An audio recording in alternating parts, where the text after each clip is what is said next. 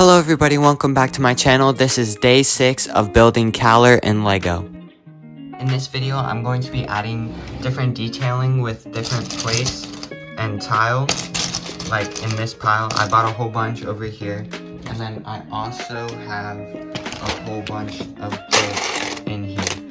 So I'm going to be using all of that to add more detail onto these plates, as well as have to cover up this filler brick. But first I want to add some bricks into each one of these pockets, because on every single base plate there's a huge row right here which I can fit just a bunch of bricks in there just to add some more filler bricks. So let's get started with that and then we'll see where we're at. I know, it wouldn't be one of my videos if I wasn't doing filler brick 5 months into the build. But this way, it's just going to be a lot more easier and I don't really have to worry about that gap. Hopefully this is going to be the last time that I rant about my filler brick during this mock.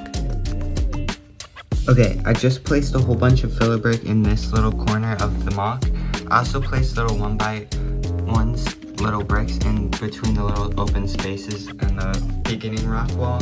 What I'm going to start with is this base plate, and I'm going to be adding a whole bunch of like dirt piles and just smoothing out all of the terrain on these different base plates. So let's get started with this base plate.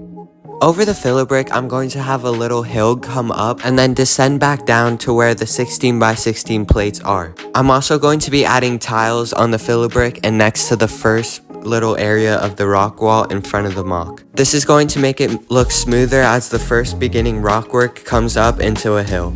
I just finished up doing the first base plate. I'm only doing the places where I need to put it, like right above the filler brick, and then I'm going to come in later and do the details where I can have stuff to spare, and if I run out, it's kind of alright. So I just finished this one. Now all we have to do is do the other two, and then we'll move on to the finer details. Again, I'm going to be copying and pasting what I'm doing on the first couple base plates and then moving on to the next ones to do the exact same thing. Since I'm not going to be connecting the base plates till the very end, as well as they're also basically all the same base plates, I have to do a lot of copying for all of the base plates. But I promise that basically ends here with day 6, because next week we're going to be doing more unique for the base plate builds.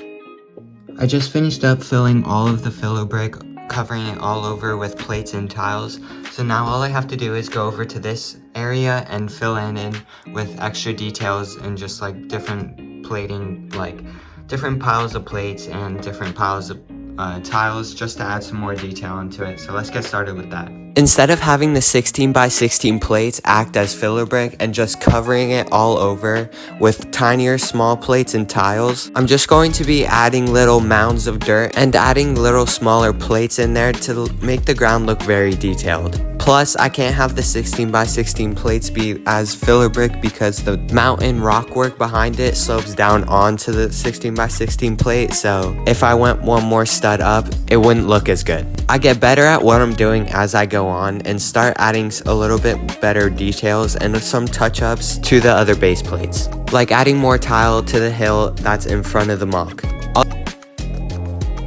So I just finished doing all of the plating off for all of these 3 base plates. This is kind of what I was talking about, doing little like tiny mounds in between all of the flat plating.